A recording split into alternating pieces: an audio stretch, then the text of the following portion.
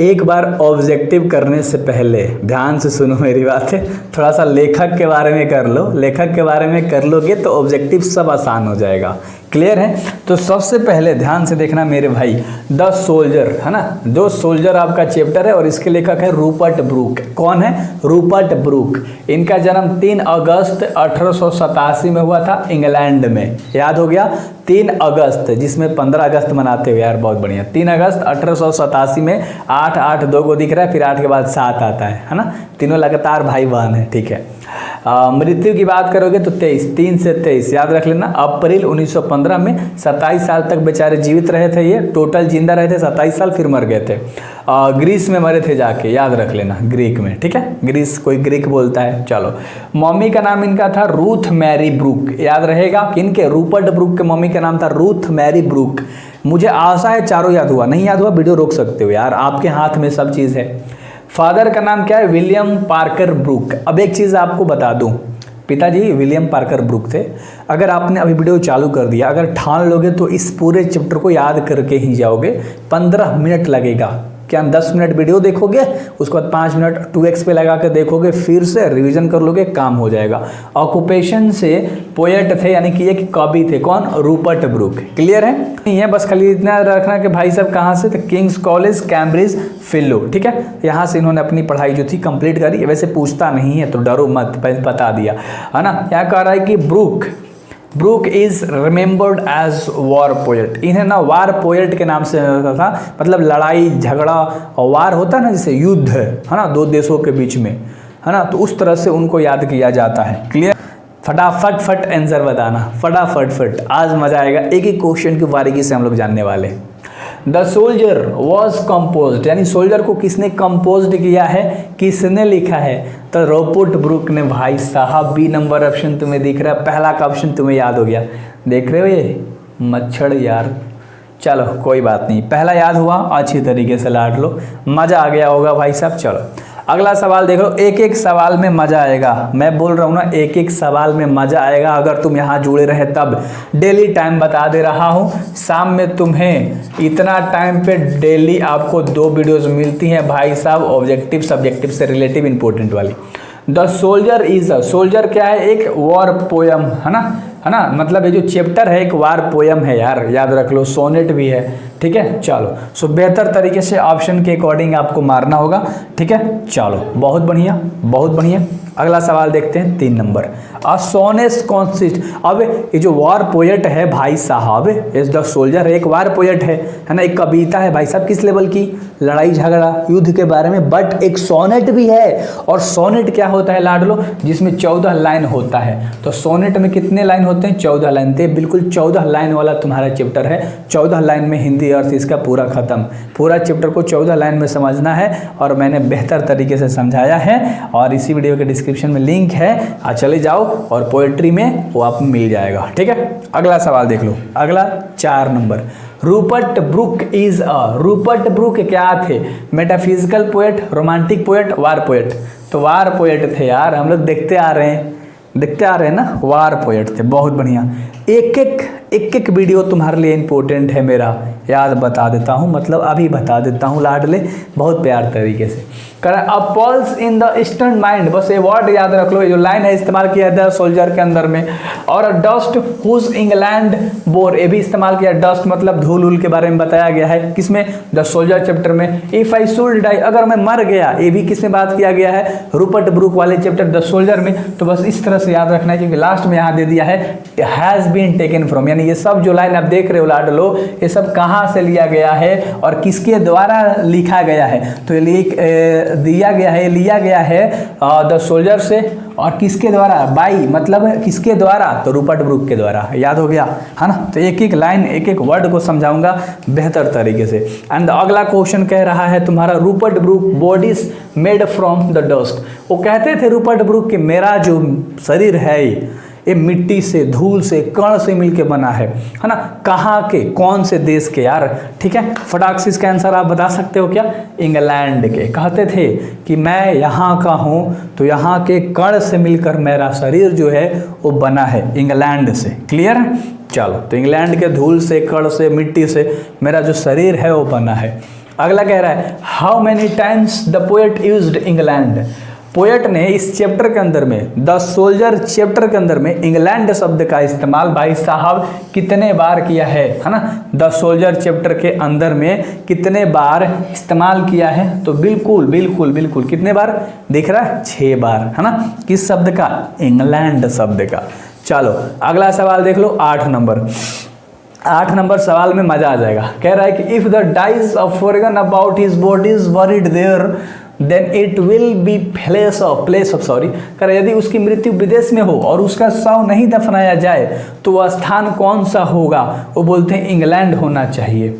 मैं अगर दूसरे देश में मर जाता हूँ, मेरा शव वहाँ नहीं दफनाया जाता है, तो मेरे शव को लाकर इंग्लैंड में दफनाया जाए, वहाँ पर दफनाया जाए। ये बोलते थे कौन, लेखक बोलता था। क्लियर है। चलो तो अच्छे से भाई साहब याद हो गया।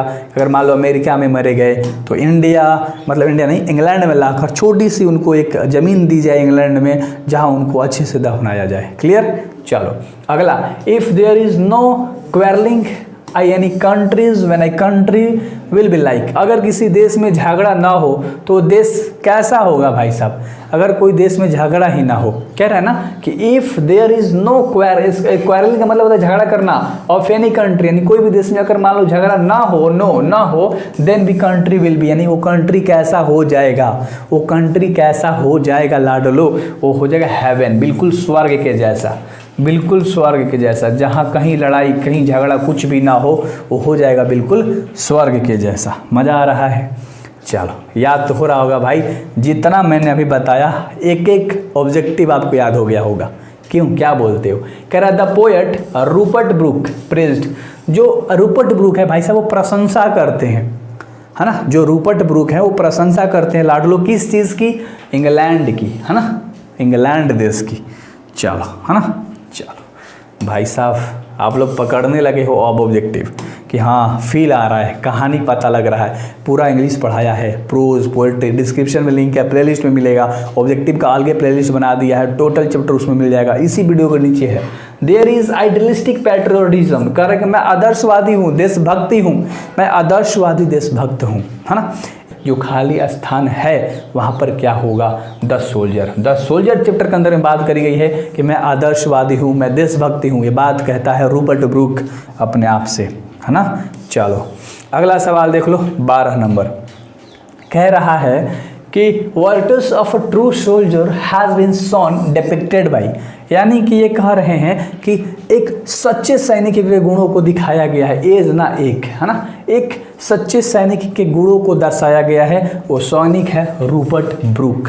वो कौन सा सैनिक है, रूपर्ट ब्रूक है, जिसके बारे में दर्शाया गया है, बिल्कुल बेहतर तरीके से दर्शाया गया है। उसके गुण के बारे में दर्शाया गया है, उसके खास बातों के बारे में दर्शाया गया है कि वो किस लेवल से था।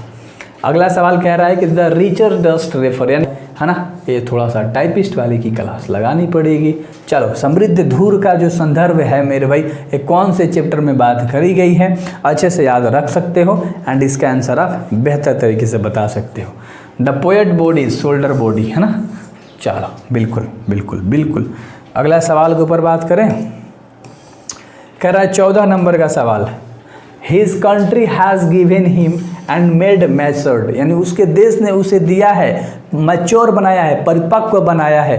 किसके भाई साहब, मरने के बाद, जन्म लेने के बाद, मरने के बाद, है ना। या इनमें से कौन सा ऑप्शन हो जाएगा, फटाक से बताओ लाडलो।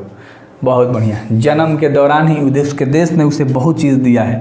जैसे आप भारत के हो तो भारत में आपको पूरी आज़ादी मिली है, समझ रहे हो। आप यहीं मैच्योर हो, यहीं पर परिपक्व हुए हो, यहीं पर बड़े हो, शिक्षा लिए हो, तो उसके लिए वो इंग्लैंड देश था यार। जैसे वो जन्म लिया वो अपनी देश की बहुत तारीफ किया करता था।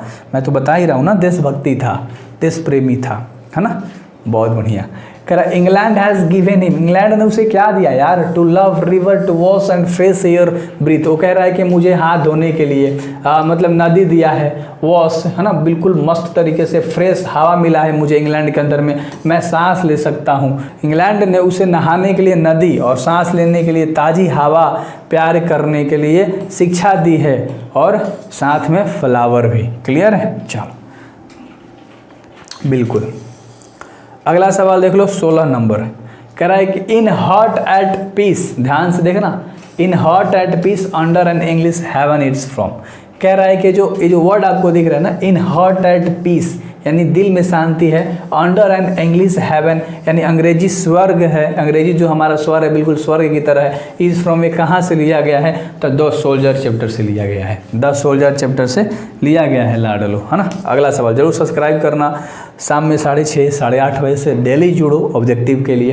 कह रहा है the poet I the soldier, यानी कि द पोएट जो है सोल्जर है, इज डिपिक्टेड द मिसरीज, वो दुखों का चित्रण बताता है, कर रहा है ना। तो किस चीज़ के दुख के बारे में भाई साहब वो बात कर रहा है, तो वार के बारे में, क्योंकि वो वार पोएट है, तो वार जब पोएट है तो वार के बारे में ही बताएगा। एंड अगला सवाल कह रहा है कि the soldier belongs to, soldier कहाँ का सैनिक था, यानी कहाँ से बिलोंग करता है लाडलो जो सोल्जर है, वो इंग्लैंड का था, है ना।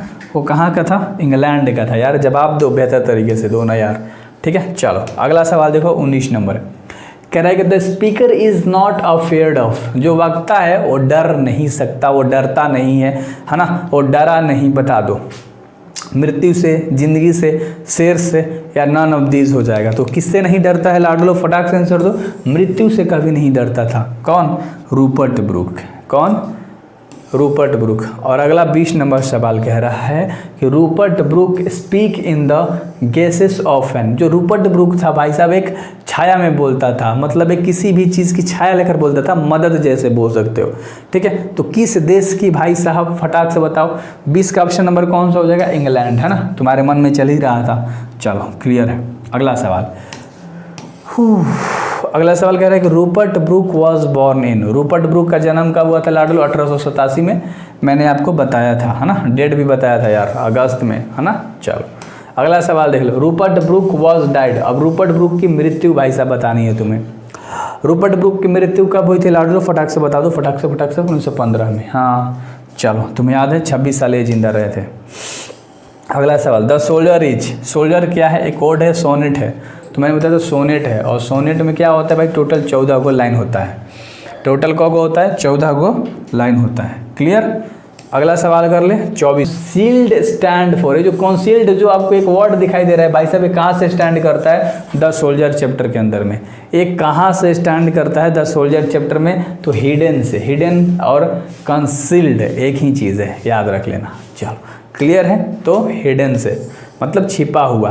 और अगला कह रहा है कि ब्रूक इंस्पायर्ड पेट्रियोटिज्म, जो ब्रूक थे वो इंस्पायर हुए, है ना, जो देश के लिए लड़ रहे थे। पेट्रियोटिज्म मतलब होता है देशभक्ति, है ना। कब, जब युद्ध स्टार्ट होने वाला था तब, अर्ली, है ना, याद रख लेना। क्लियर है, early faces of the first world war, यानी जब पहला विश्व युद्ध होने वाला था तो उससे पहले ही वो देशभक्त से प्रभावित हो गए कि यार इतने लोग अपने देश के लिए लड़ने वाले हैं, इतने लोगों के दिल में अपने देश के लिए प्यार है ना। अगला, according to the soldier, soldier के अनुसार England has given her natives, है ना, इंग्लैंड ने अपनी भोली भाली जनता को फूल दिया था भाई साहब, ठीक है। किस चीज़ के लिए, टू वर्क सिर्फ, यानी काम के लिए, मिलजुल के काम करना, लड़ना, जो भी करना होगा। तो इंग्लैंड ने अपने जैसे देशवासियों पे ध्यान दिया, कभी ने अपने देश के बारे में बहुत तारीफ़ करी। तो इस तरह से अपने इंडिया के बारे में आपका हक बनता है भाई साहब, अपने बिहार के बारे में हक बनता है भाई साहब, ठीक है। So best of luck, I hope कि आप सब बेटर करोगे एग्ज़ाम में, मचा के आओगे बिल्कुल। So best of luck.